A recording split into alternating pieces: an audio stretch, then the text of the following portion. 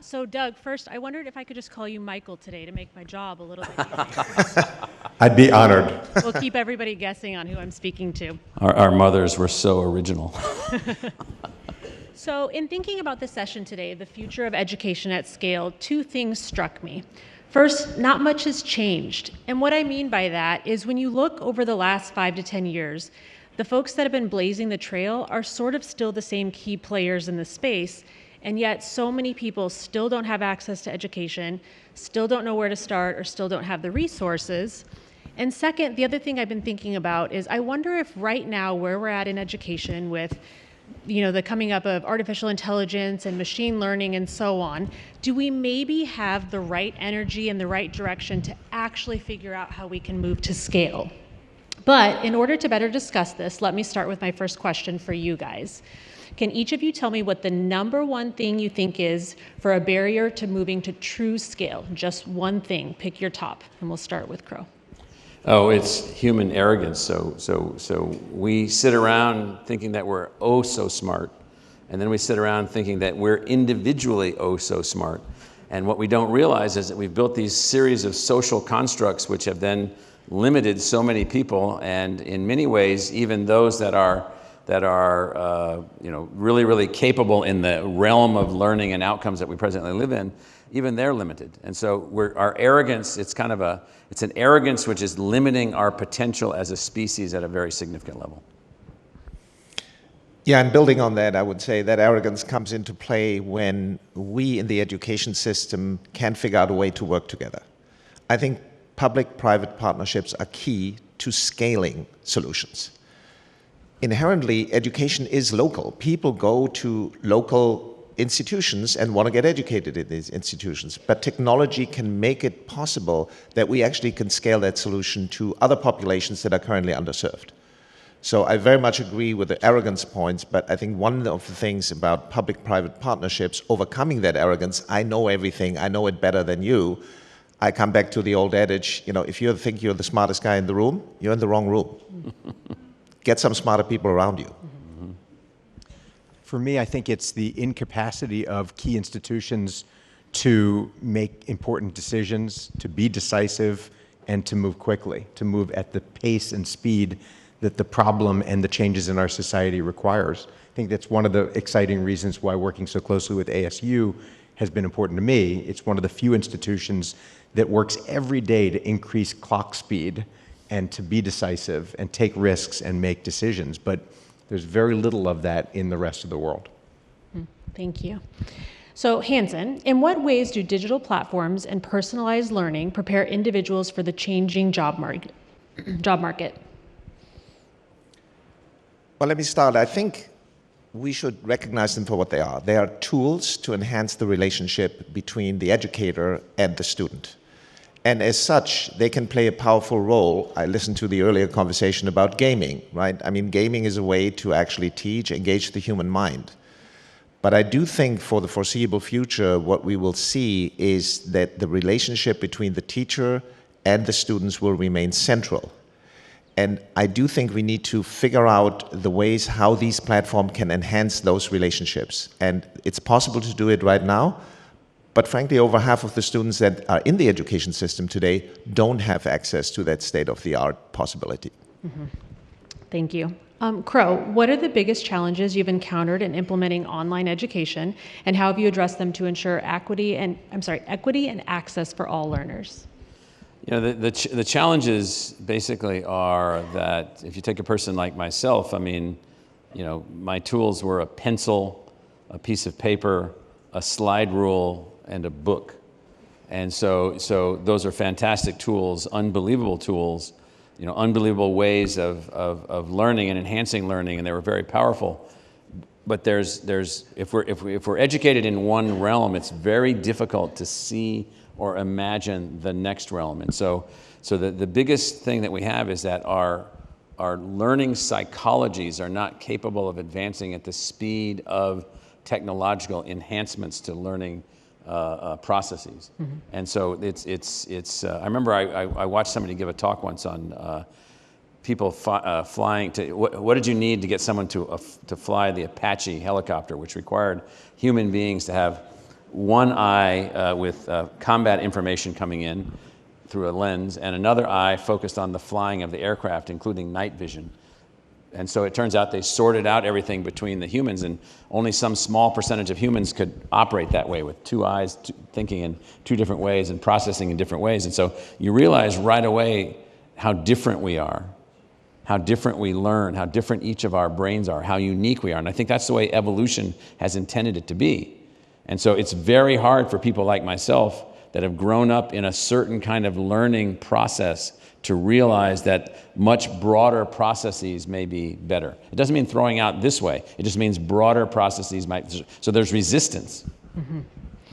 And Doug, can you highlight ways that technology has been used to dismantle barriers to education in emerging countries, and what lessons can we apply at global scale? I think emerging markets and really any population that needs more and can afford less requires a whole range of innovations. Technology is a great way to make education accessible, to reduce barriers around affordability. There's some incredible work being done at ASU and in other places around adaptive learning to allow people that are behind to catch up, to allow people who are ahead to continue progressing at their pace. Watching how these technologies are developing has been fascinating for me, especially seeing now how the seam between high school education and university education is smaller and smaller and smaller. So ASU, because of their work that they're doing with Prep Digital at the K through 12 and especially high school level, we're doing a number of projects at Cintana in international markets where affordability and the readiness of students to learn, it needs a lot of help. And we're finding this type of an approach of harnessing technology, adaptive learning. I think that's a great example. But the other innovation that's required is just cost. So technology is a great way to bring costs down, but since the credential is still very valuable, one of the great projects that we've been working on with Arizona State is a series of degree pathways that make it much, much less expensive for someone to earn the ASU degree by collaborating with international universities that are teaching and offering their local credentials at a completely different cost structure because of what's possible in their country and what's needed in their country. And so breaking down the barriers, not trying to bring our mindset as, let's say, American educators to say this is what must be done in Egypt or in China or in India, has opened up completely new possibilities that I'm really excited about. Mm-hmm. Hansen, I want to go back to what we were saying with personalized digital platforms. How do we balance the technology innovation with the human element so we don't lose the social and collaborative aspect that we know is so important to learning?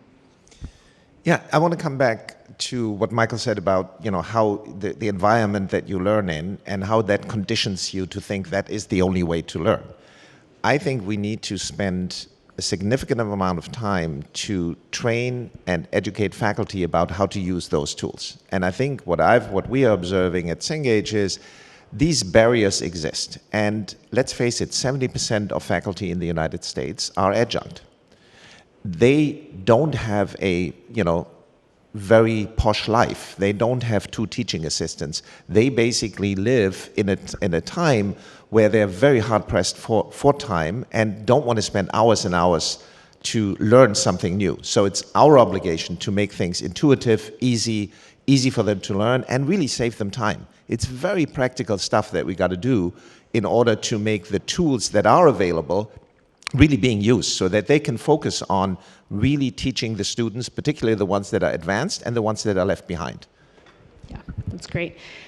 Crow, we're going to have to rethink the current best practices in education in order to scale. What do you think is one thing we need to relinquish, and what will we in turn gain? Well, we have to stop thinking about the student as only supplicant. And we have to start thinking about the student as co-creator and co-learner. It really is the case that a teenager today, with access to the information that they have access to, in a structured learning environment, can do many, many, many things that a teenager 50 years ago couldn't even conceptualize.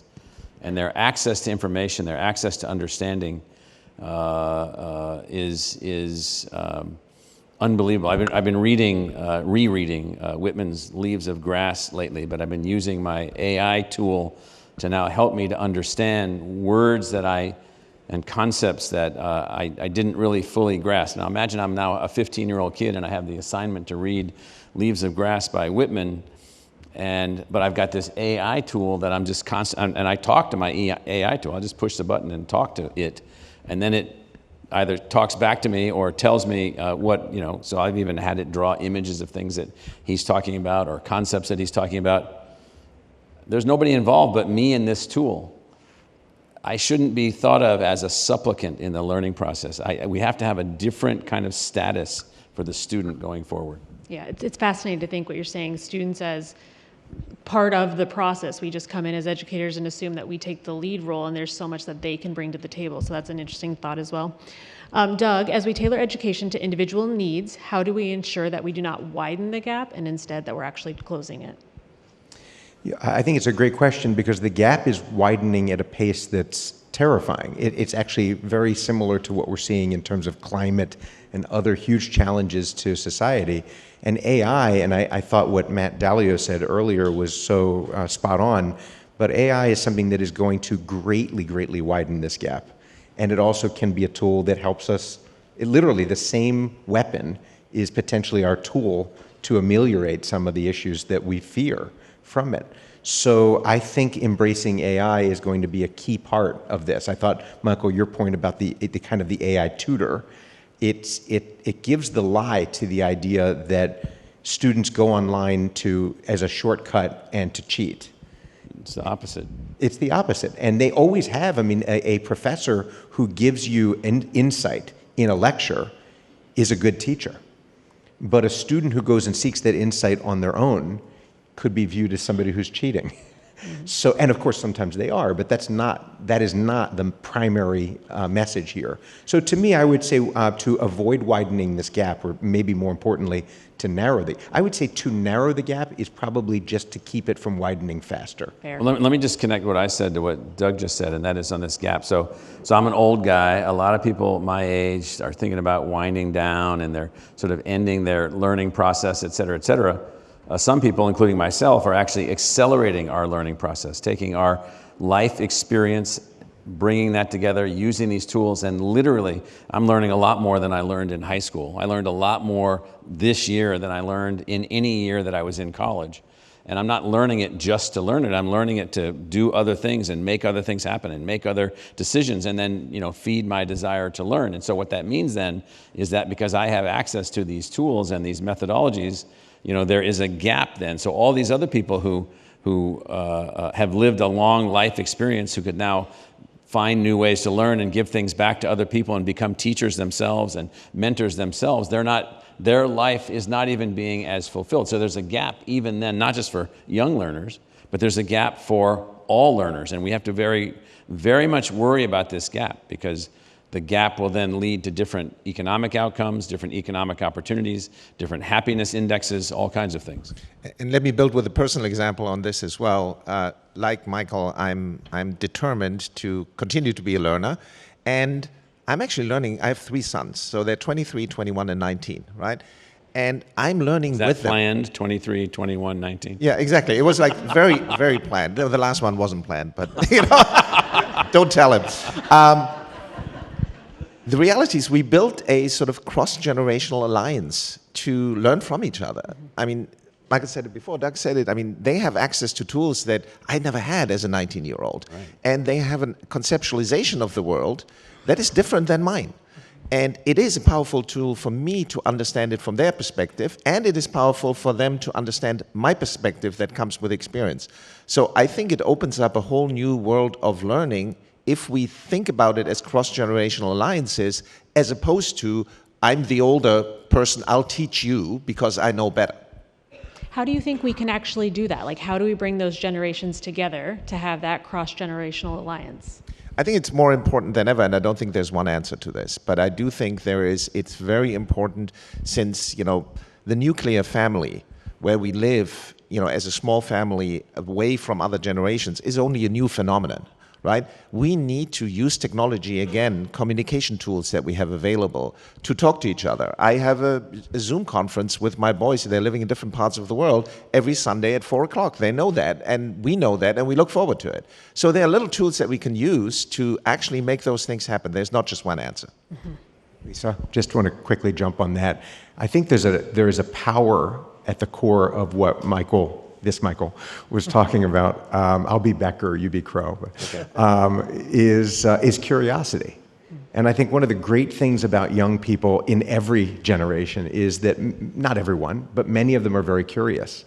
And I think that we do too much to tamp down that curiosity as opposed to nurture it. And just a quick story, when I was starting my last company, Laureate Education, I had a conference with some of our senior managers, and I gave everybody a hat that said AMQ.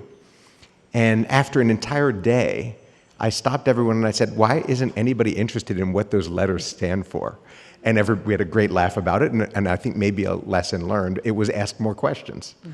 And that is something that that became then a cultural component of our company. We would be a company focused on curiosity, fostering others in their curiosity, but also in feeding our own. Mm-hmm.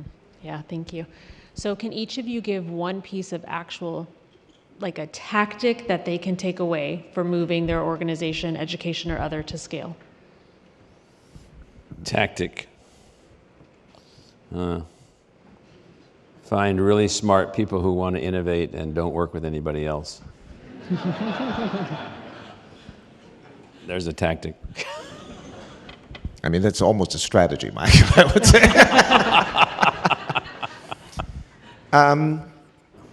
I think the answer is focus. Focus on those things where your organization can make a difference and where you can use the power that is inherent in your organization, the people that you have, to really, really make change. And we did this in our portfolio. We are engaged in a variety of markets where we can make a difference. US higher ed is only one of them. English language teaching is another one. Workforce skills training. And then we pour the right people and the right resources into those markets where we can make a difference. Others, there are other people better suited for that. I think about the expression measure twice, cut once. And I think about how that, if it's done right, is so essential to planning and doing. But what I find is that a lot of people do a lot more of one than the other. And in the end, actually, the doing is harder. And a lot of people don't do it. So the word Cintana, which is a Sanskrit word, was thinking and planning. So that was great, but at a certain point, we then had to propel ourselves all the way into doing. I don't know the Sanskrit word for doing, but I'm sure Michael probably does. No. And then Doug, we'll start down at you as the final question. What is the one thing you want someone to remember from this panel? There's a lot to remember from this panel, but I think what you see here and in this audience and in this entire gigantic community that ASU+GSV has become, you have people who are just absolutely on the cutting edge of trying to eradicate some of these obstacles and some of the barriers that are keeping people away from living the lives that they deserve. I think we should just always keep that in mind. The tactic of the day, the strategy of tomorrow, let's just not forget why we're doing what we're doing. So maybe it's not the panel, but the conference as a whole. I've had the pleasure to be at this conference for many, many years, almost since the beginning. And I would urge people to resist the temptation that there is one thing out there that will change the world tomorrow. It will not happen. It will not happen. That I can guarantee. I do think what this conference and what this summit is all about is making progress by bringing people together that have the right intentions. We're bringing more and more technology tools, but it will take work. It will take patience. And Michael Crow, to me, is the biggest inspiration in terms of patience, because you had patience, but you have also been impatient to keep pushing. And I think that's what this summit is all about. For many years, I would go over to Germany, to Hanover, Germany. I would go to this meeting that they had that I think they'd been having for like hundreds of years, where they brought together every technology imaginable. It was this huge technology conference. Hundreds of thousands of people came to the meeting, and you walk around and you look at all the stuff that people are making, and it was just like the coolest thing imaginable, like new electronic stuff and new computer stuff and new everything you can imagine. And I'm imagining, this kind of meeting wasn't even conceivable. We're not here just showing stuff. There's people here showing stuff that they're working on. We're here trying to figure out how to advance, not how a human being, washes dishes or performs some function in a factory. We're here trying to figure out how to enhance the human being themselves. And there haven't been meetings like this. There haven't been groups of people that have come together like this, focus on this kind of thing. So the exciting thing about this, just these two companies and the two leaders of the companies and our institution, ASU, and then this meeting and so forth and so on, there weren't university presidents sitting around with people from industry trying to figure out how to partner. Universities didn't partner with anybody. They don't even partner with each other. Faculty members partner with each other to gain some advantage in whatever they're pursuing in their knowledge creation, and that's the limit of it. So we're actually changing the socio-cultural paradigm relative to how we're going to advance learning. So this meeting is that. You have investors here, you have developers here, you have venture capitalists here, you have new idea generators here, you have colleges and K-12 schools here. Nothing like this has ever happened before, and so therefore this gives us some opportunity to actually create pathways forward. It is the case that the present design and the design of the last few hundred years has been unbelievably powerful in all the things that it's produced and unbelievably delimiting in the social hierarchies that it has also produced.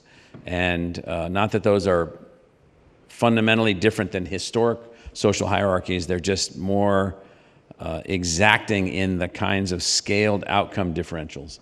And so this meeting represents this coming together in the ability to partner. The reason that we started this meeting, the reason that we're here 15 years later is about partnership. There is no other way to advance in this really complicated thing of human learning. Thank you. And so maybe I'll just end with great advice, but also as you're going around today, as Michael mentioned, that there are people from each of these different industries, education, both higher ed and K-12, all the different groups. Try to find somebody from each of those groups and make connections, talk to them. It's so easy for us to just gravitate to the same people we came with, either our institution or like-minded, but try to find somebody that you didn't expect to connect with at this conference. Gentlemen, thank you, and thank you for your time.